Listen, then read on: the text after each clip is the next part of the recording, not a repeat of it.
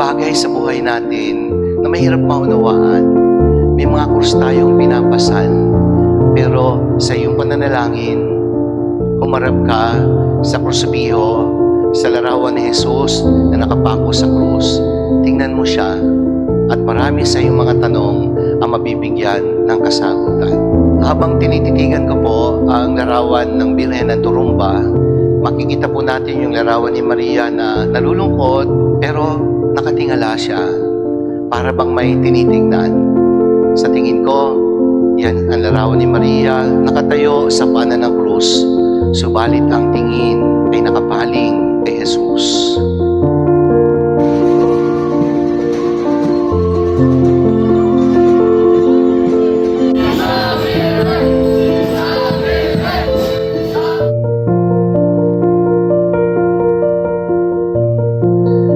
May mga hapis, may mga krus na pinasan si Maria. Sa buhay natin, may ganyan din tayong mga pinagdadaan ng krus at hapis. Kapag ang ating tingin ay nakasentro sa mga pagsubok at problema, baka nga ang makita natin problema at hindi natin makita si Jesus sa likod ng ating mga krus at mga hapis ng buhay. Kaya sa pagdalo ng Birhen ng Turumba, Nuestra Señora de los Dolores de Turumba, sa larawan ni Mariang nakatingala na may tinitingnan, tinuturuan po tayo ni Mama Mary na sa mga pagkakataon na humaharap tayo sa mabibigat na hamon at bagyo ng buhay, huwag nating aalisin ang ating tingin kay Jesus. Sapagkat si Jesus ang magbibigay sa atin ng lakas. Si Jesus ang magbibigay sa atin ng grasyang kinakailangan natin upang katulad ni Maria, makaya nating tiisin sa ating kalooban ang mga krus na ating pinagdadaanan. Without our eyes fixed on Jesus crucified, all that we will possibly see in life are problems. Pero kapag ang ating mga mata, bagamat tayo nahihirapan sa mga problema at krus ng buhay, ay nakatuon kay Jesus, kakayanin natin anumang bagyo, anumang pagsubok. Sapagkat si Jesus mismo ang nagsabi, kung nahihirapan ka na, lumapit ka sa akin.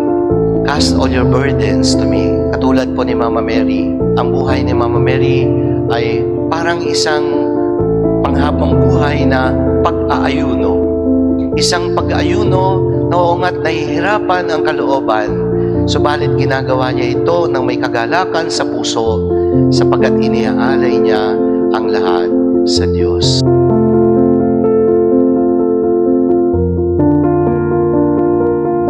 Mata ay nakatingala sa langit sapagkat ang totoo, tinitingnan niya ang kanyang anak na si Jesus habang nakabayubay sa krus.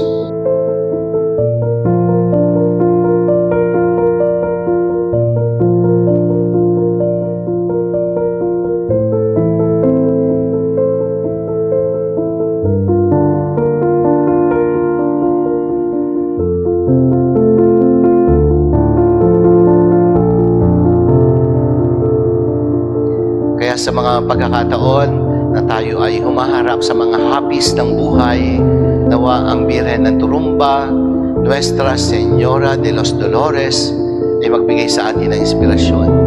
May mga hapis, may mga krus tayong papasanin, subalit mananatili tayong nakatayo sapagkat ang ating tingin ay nakatuon kay Jesus, na siyang tunay na inspirasyon at magbibigay sa atin